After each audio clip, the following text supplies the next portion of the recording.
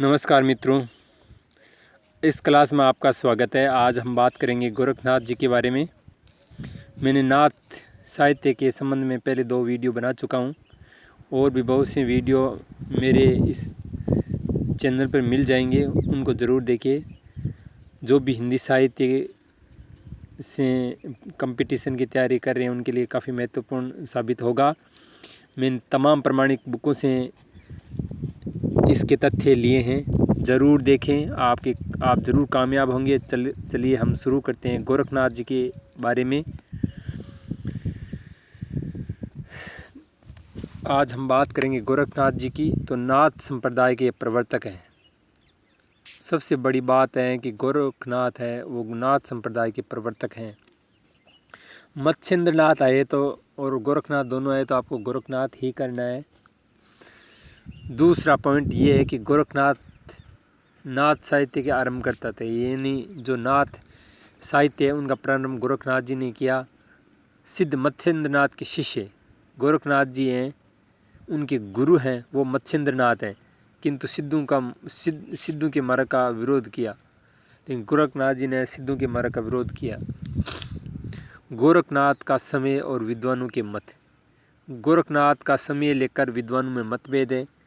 तो चलिए क्या क्या मतभेद हैं और क्या क्या समय अलग अलग बताया है। राहुल शंकरत्याग जी कहते हैं कि जो गोरखनाथ जी है वो 845 ईस्वी में मौजूद थे, ऐसा इनका कहना है। डॉक्टर हजारी प्रसाद द्विवेदी कहते हैं कि नहीं, 9वीं सदी में के हैं गोरखनाथ जी। डॉक्टर पीताम्बर दत्त बड़थावल जी कहते हैं कि 11वीं जो सदी है उसमें गोरखनाथ जी हुए थे, जबकि रामचंद्र शुक्ल जी है वो 13वीं सदी बताते हैं। इसके अलावा जो राम कुमार वर्मा है वो भी 13वीं सदी ही मानते हैं। तो परीक्षा में जिस भी विद्वान का नाम देकर पूछे उसी के अनुसार आपको ईस्वी बतानी है, सन बताना है। अभिनव गुप्त की रचना है तंत्रालोक, इसमें भी इनकी जानकारी मिलती है, जो 11वीं शताब्दी के पूर्वार्ध में लिखा गया, यानी 11वीं शताब्दी की शुरुआती जो समय है उसमें ये लिख गई है। इसमें मत्स्य शब्द का उल्लेख हुआ है। चूँकि मत्स्येंद्रनाथ और गोरखनाथ गुरु शिष्य होने के साथ समकालीन थे, अतः इनका समय 10वीं 11वीं शताब्दी ठहरना ही तर्कसंगत है। ये कहने का मतलब है अभिनव गुप्त ने तंत्रालोक 10वीं और 11वीं शताब्दी है उस समय लिखी और उस समय मत्स्येंद्रनाथ का नाम आया। इससे ये बात सही ठहरती है कि इनका समय है वो 10वीं और 11वीं शताब्दी है। नाथों का समय 10वीं और 11वीं शताब्दी से सभी विद्वान सहमत है। इस बात से सभी विद्वान सहमत है कि 10वीं 11वीं शताब्दी ही गोरखनाथ का समय है। तो आपको अगर प्रश्न आ जाए और उसमें 10वीं 11वीं शताब्दी हो तो उसी को सही माने। आदिकाल में सर्वाधिक गद्य नाथों ने लिखा, ये वेरी इंपॉर्टेंट है, इसको ज़रूर आप याद रखें। हालांकि सभी बातें इंपॉर्टेंट है, ऐसा नहीं है कि यही है, लेकिन इसको थोड़ा ध्यान रखें, आप पूछ सकते हैं। और ये अगला पॉइंट है, मिस्र बंधु ने गोरखनाथ को प्रथम गद्य लेखक या गद्यकार का है। तो ये वेरी इंपॉर्टेंट है, मिस्र बंधु ने गोरखनाथ को क्या माना है, प्रथम गद्यकार। गोरखनाथ की रचनाएं, चलो अब हम देखेंगे इनकी रचनाएं। इसमें भी विद्वान है वो एक मत नहीं है। मिस्र बंधु इनकी 9 रचनाओं का उल्लेख करते हैं और वो सभी संस्कृत की है। द्विवेदी है हजारी प्रसाद द्विवेदी, वो 28 रचनाओं का बात कहते हैं। तो शुक्ल जी है वो कहते हैं कि इनकी 10 रचनाएं हैं। कितनी? 10 रचनाएं। पीताम्बर दत्त बड़थावल ने सर्वप्रथम गोरख की वाणियों का संग्रह गोरख वाणी 1930 छपवाई। 1930 है। 30 के बारे में डॉक्टर बच्चन सिंह जी कहते हैं अपने इतिहास ग्रंथ में। और पीताम्बर बड़थावल 1942 इसको बताते हैं। जो भी ऑप्शन में आए उसी अनुसार करें इसको। 1930 आप करें तो ठीक होगा। पीताम्बर दत्त बड़थावल ने 14 पुस्तकों प्रमाणित माना है। हालांकि 40 पुस्तकें लिखी मानते हैं विद्वान। पीताम्बर दत्त द्वारा प्रमाणित 14 रचनाओं की हम बात करते हैं। चलो अब शुरू करते हैं 14 रचनाओं के बारे में। पहली रचना है शब्दी और सर्वाधिक प्रमाणिक है, ये वेरी इंपॉर्टेंट है। सबसे प्रमाणिक रचना कौन सी है तो आपको करना ही है शब्दी। दूसरी है पद, दूसरी कौन सी है पद। तीसरी है प्राण संकली। चौथी है सिया दर्शन चौथी। पांचवी है नरवे बोध। छठी है अभय मात्रा जोग। सातवीं है आत्मबोध। आठवीं है 15 तिथि। नौवीं है सप्तवार। 10वीं है मच्छिंद्र गोरख बोध। 11वीं रोमावली तुलसीदास जी ने लिखी है, इन्होंने लिखी है। ज्ञान तिलक 12वीं। 13वीं है ज्ञान चौतीसा और 14वीं है पंचमात्रा। तो ये 14 रचनाएं, इनको आप ज़रूर याद रखें क्योंकि आपको 3 इनकी देकर एक मच्छिंद्र नाथ जी की दे देंगी। उस वीडियो को आप ज़रूर देखें मच्छिंद्र नाथ जी का। अन्य रचनाएं हैं सिद्धांत पद्धति, गोरक्ष संहिता, अमरोध शासनम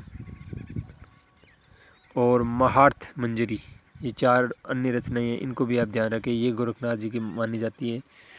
अब बात करेंगे विशेष तथ्य के बारे में। गोरखनाथ ने हठ योग का उपदेश दिया और ये हठ योग पंतजलि जी से ग्रहण किया। सिद्ध सिद्धांत पद्धति ग्रहण के अनुसार है का अर्थ है सूर्य और ठक का अर्थ है चंद्र, ये आपको ध्यान रखना है।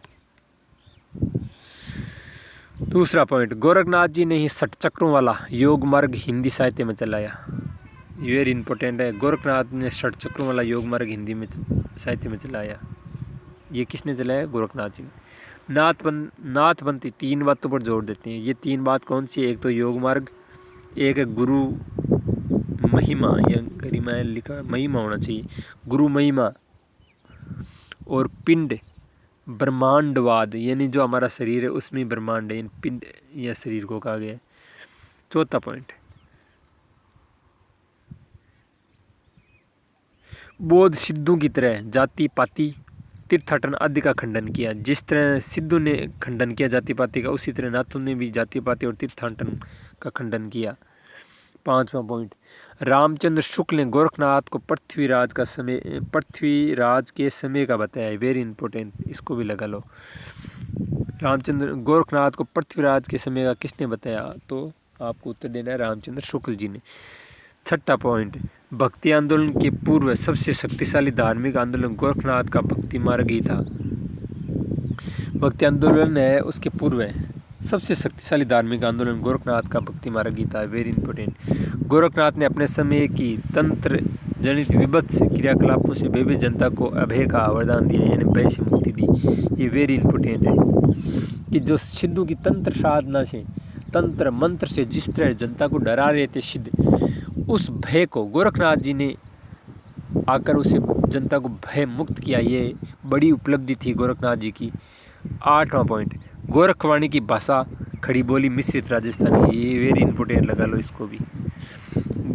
नाथों का सिद्धांत क्या था कि जोई जोई पिंडी सोई सोई ब्रह्मांडी, जो जो हमारे पिंड में है वही ब्रह्मांड में, ऐसा मानना था नाथों का। नाथों ने ईड़ा पिंगला नाद बिंदु की साधना, सठ चक्र भेदन, शून्य चक्र में कुंडलिनी का प्रयोग अंत साधना के मुख्य अंग है, ऐसा नाथों का मानना था। और संध्या भाषा व उल्टवासी शैली का प्रयोग, जो संध्या भाषा या उल्टवासी है, ये इसका प्रयोग है, सिद्धों ने भी किया था और नाथों ने भी किया था, तो ये भी आपको ध्यान रखना है। आगे बात करेंगे गोरखनाथ के सामने विद्वानों के मत। हजारी प्रसाद द्विवेदी ये कहते हैं कि शंकराचार्य के बाद इतना प्रभावशाली और इतना महिमान्वित भारतवर्ष में गोरखनाथ के समान दूसरा नहीं हुआ, ये वेरी इंपॉर्टेंट है। 4 पॉइंट ही हजारी प्रसाद द्विवेदी जी के हैं। दूसरा कहते हैं गोरखनाथ अपने युग के सबसे बड़े नेता थे। तीसरा, भक्ति आंदोलन के पूर्व सबसे शक्तिशाली धार्मिक आंदोलन गोरखनाथ का भक्ति मार्ग ही था, ये भी वेरी इंपॉर्टेंट है कि भक्ति आंदोलन के पूर्व सबसे शक्तिशाली धार्मिक आंदोलन गोरखनाथ का भक्ति मार्ग ही था।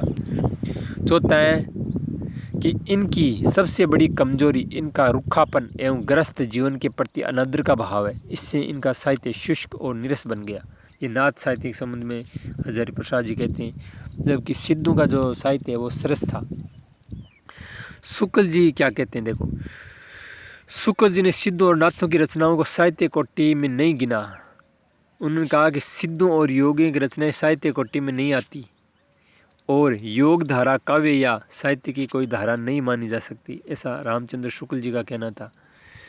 ये भी वेरी इंपॉर्टेंट है। अगला तुलसीदास। तुलसीदास जी कहते हैं कि गोरख जगायो जोग, भक्ति बगायो लोग।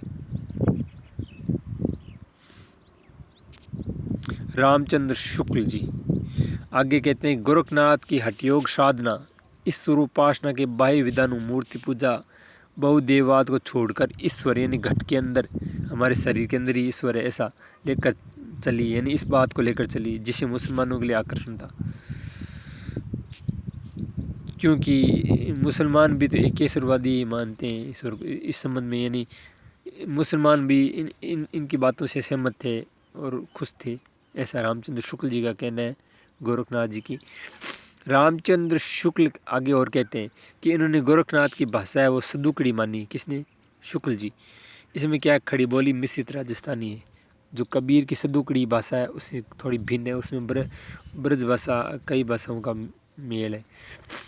हजारी प्रसाद द्विवेदी और एक कथन वो कहते हैं नाथों के बारे में, क्या नाथ संप्रदाय को सिद्ध मत, सिद्ध मार्ग, योग मार्ग, योग संप्रदाय, अवधूत मत, अवधूत संप्रदाय नाम से पुकारा। किसने? हजारी प्रसाद द्विवेदी जी ने। हजारी प्रसाद द्विवेदी जी ने नागरी प्रचार सभा कांसी के माध्यम से नाथ सिद्ध की वाणियों नामक पुस्तक का संपादन किया। और एक अंत में एक अन्य तथ्य और भी है कि नाथों में प्रसिद्ध रसायन नागार्जुन थे। ये शून्यवाद के व्याख्याकार आविष्कारक माने जाते हैं। तो दोस्तों आपको ये ज़रूर क्लास पसंद आई होगी। आगे भी मैं इसी तरह क्लास लेकर आता रहूँगा। इसको आप इसे जो क्लास है इसको ज़रूर 2-3 बार देखिए, बहुत ही महत्वपूर्ण है और मैंने इसके तमाम तथ्य वो प्रमाणिक बुकों से लिए हैं। तो मुझे विश्वास है कि आपको ये क्लास पसंद आई होगी और इसी तरह आप मेरे इस चैनल से जुड़े रहिए। धन्यवाद।